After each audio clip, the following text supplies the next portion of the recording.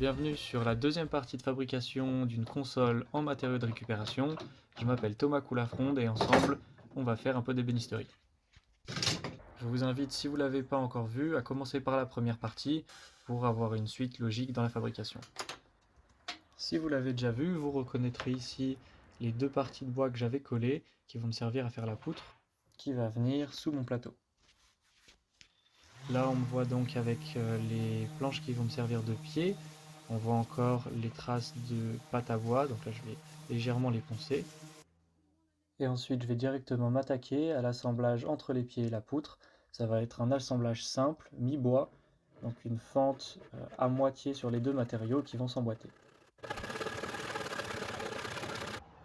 Donc pour faire cet assemblage, je vais d'abord tracer l'épaisseur de ma matière là où je veux l'enlever, ensuite scier sur mes deux verticales, et enfin avec un ciseau à bois, je vais venir enlever petit à petit la matière au milieu. Donc il faut faire attention à ne pas faire d'éclat et à bien marquer la limite sur les deux côtés avant d'essayer d'enlever trop de matière. Et ensuite on va pouvoir, en venant faire des tests régulièrement, trouver le juste jeu pour que le panneau se mette en place. Il faut aussi toujours privilégier de faire ces marquages avec la pièce en question sans reporter de mesure, ça évite les erreurs. Donc là vous me voyez positionner mon pied comme il va être plus tard, et ensuite une fois que j'ai fait attention à ce qu'il soit bien à l'équerre, je viens tracer la partie que je vais devoir enlever sur ma poutre centrale. Voilà, en utilisant la même technique, sauf qu'au lieu d'une scie à main, j'ai utilisé la scie circulaire, et ensuite je finis avec mon ciseau à bois. J'ai choisi ce type d'assemblage puisque sur des épaisseurs importantes comme j'ai, et surtout pour l'utilisation sur des pieds, ça va me permettre d'avoir une bonne stabilité. Quand elle est bien faite et quand le joint est serré, les planches tiennent pratiquement toutes seules.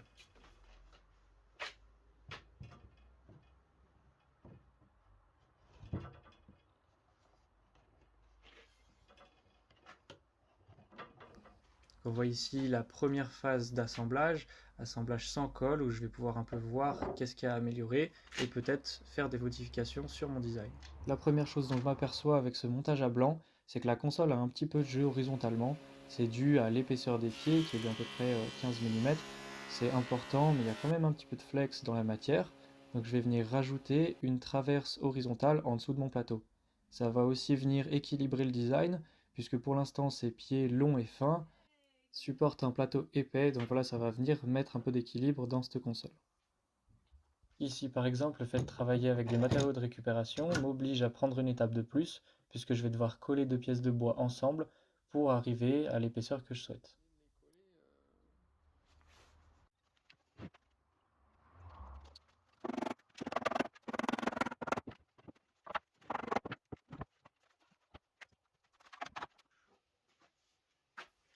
Voilà donc cette traverse finie que je vais venir placer là où je veux sur mon pied. J'ai choisi une hauteur qui me semblait bien et je vais ensuite pouvoir tracer une horizontale, placer ma pièce par rapport à ça, la tracer et défoncer un trou à cet endroit.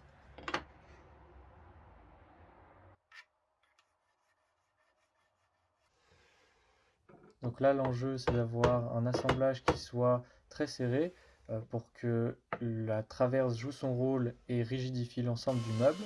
Donc pour ça, je vais venir placer un guide parallèle à ma découpe et venir faire bouger ma défonceuse là-dessus. Et je vais faire attention à toujours couper un petit peu plus à l'intérieur que mon trait pour avoir un petit peu de marge de manœuvre si jamais je dois repasser.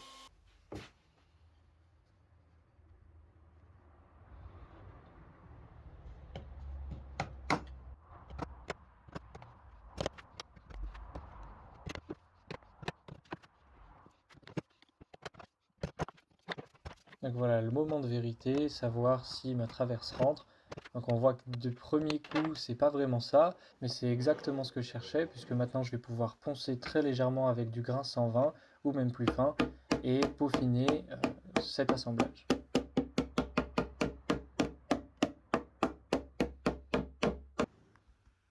Ensuite pour le deuxième pied, je ne vais pas faire le même principe puisque j'ai déjà une découpe de fait. Je vais simplement venir la positionner sur mon premier pied, les serrer ensemble et avec la défonceuse et une bague de copiage, venir copier mon ouverture sur le deuxième pied.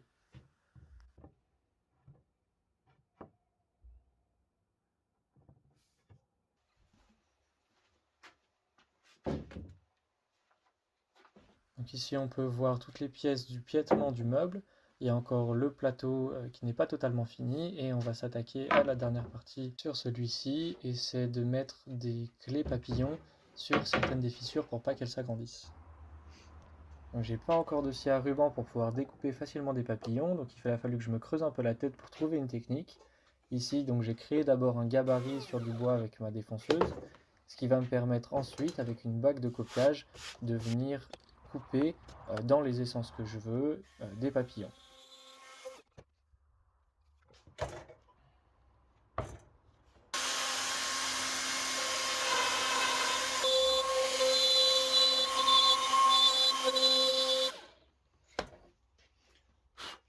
Et voilà, ensuite, il suffit de le libérer en coupant la dernière petite partie avec un ciseau à bois.